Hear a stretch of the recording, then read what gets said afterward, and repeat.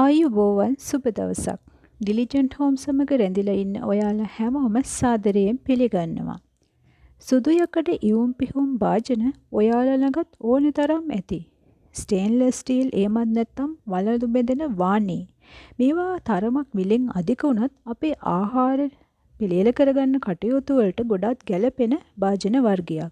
ඉතින් ඒ විදිහට අපි ආහාර පිළියෙල කරගන්නකොට මේ භාජන රත් වීම නිසා එහෙමත් නැත්නම් ආහාර අඩියේ කරවීම නිසා එහෙමත් නැත්නම් අපි මේ භාජන පිරිසිදු කරන විදිහේ වැරැද්දක් නිසා අඩුපාඩුකම් නිසා කාලයක් යද්දී දුර්වර්ණ වෙලා අපිට භාවිත කරන්න බැරි තත්වයකටපත් වෙනවා.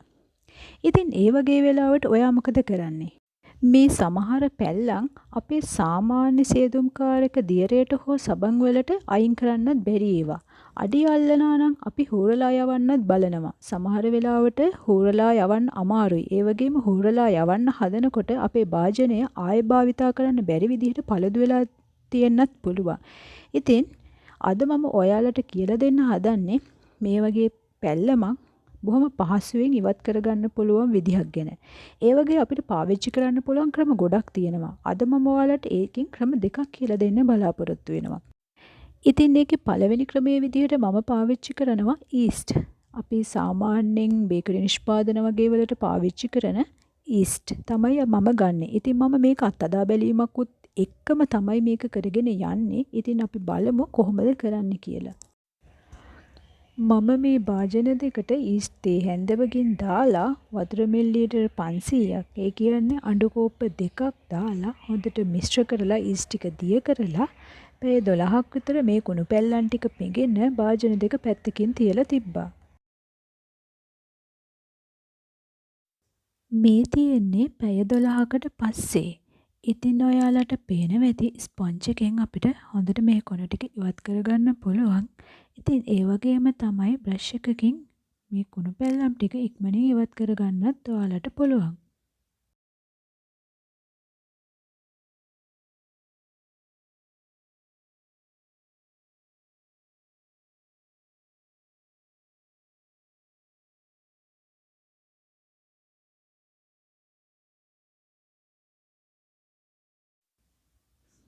මේ තියෙන්නේ මම පැය 12ක් විතර ඊස්ට් තියරයේ පොඟවලා හොඳට පිරිසිදු කරගත්ත මගේ සුදු යකඩ භාජන ටික. ඉතින් ඔයා ළඟත් තියෙන සුදු යකඩ භාජන පිරිසිදු කරගන්න අමාරු නම් ඔයත් මේ විදිය කරලා බලන්න. දැන් මම සූදානම් වෙන්නේ මේ භාජන ටික සීසන් කරගන්න.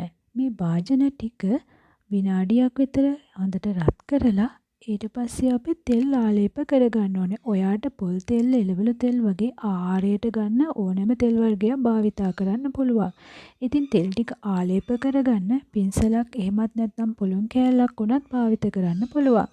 එහෙමත් නැත්නම් තෙල් ටිකක් මේ භාජනයට දාලා භාජනය හොඳට කරකවමින් තෙල් ටික භාජනය පුරා යවා ගන්නත් පුළුවන්.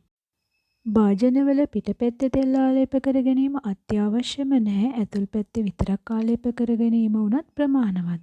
මේ විදිහට තෙල් ආලේප කරගත්ත භාජන නැවත වතාවක් විනාඩි 2ක් පමණ හොඳට රත් කරගන්න ඕනේ. ඊට පස්සේ පිරිසිදු රෙදි කැබැල්ලකින් හරි ටිෂු කෑල්ලකින් හරි මේ පොල් තෙල් ටික පිස දාලා ඉවත් කරගන්න ඕනේ. මේ තියෙන්නේ මම සීසන් කරගත්ත භාජන ටික. දැන් අපි බලමු දෙවෙනි ක්‍රමය මොකක්ද කියලා. මේ තියෙන්නේ කාලයක් තිස්සේ පිරිසිදු කර ගැනීමේ දුර්වලතා නිසා අවපැහැවුණු සහ ඒ වගේම මේ දාරවල කුණු පැල්ලම් රැඳුණු භාජනයක්. ඉතින් මේ භාජනයේ කුණු පැල්ලම් සාමාන්‍ය සේදුම්කාරක දියරවලට හෝ සබන් වලටත් ඉවත් කරගන්න බෑ. මේ භාජනයේ කුණු පැල්ලම් ඉවත් කරගන්න මම දෙවෙනි ක්‍රමයේ විදිහට භාවිතා කරන්නේ බේකින් පවුඩර්. මේ බේකින් පවුඩර් එක කල්ලිකුත් වෙලා නිසා මට ආහාර වලට ගන්නත් සුදුසු තත්ත්වයේ නැහැ. ඉතින් ඒ නිසා මම මේ බේකින් පවුඩර් එකෙන් මේ භාජන ටික පිරිසිදු කරගන්නයි හදන්නේ. මුලින්ම මම බේකින් පවුඩර් තේ හැන්දක් මේ භාජනයට දාලා වතුර මිලිලීටර් 500ක් ඒ කියන්නේ අඬු කෝප්ප දෙකක් දාලා හොඳට දිය කරගෙන පැය 3ක් පැත්තකින් තියාගත්තා මේ කුණු පැල්ලම් ටික හොඳට පෙඟෙන්න. මේ තියෙන්නේ පැය 3කට පස්සේ මම බොහොම සියුම්ව පිරිසිදු කරගත්ත සුදු යකඩ භාජනය. ඉතින් මේ භාජනය මම ලිප තියලා ආහාර පිසින කටයුතුට භාවිතා කරන්නේ නැති නිසාත් හොඳ දිස්නය නිසාත් මම සීසන් කරගන්නේ නැහැ. ඔයාට අවශ්‍ය නම් සීසන් කරගන්නත් පුළුවන්.